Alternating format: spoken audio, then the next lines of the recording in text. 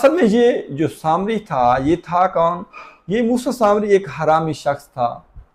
जब ये पैदा हुआ तो इसकी माँ ने अपनी इज्जत बचाने के लिए, लोगों सी बातों से बचने के लिए इसको कहीं पहाड़ में जाकर, गार में जाकर छोड़ दिया।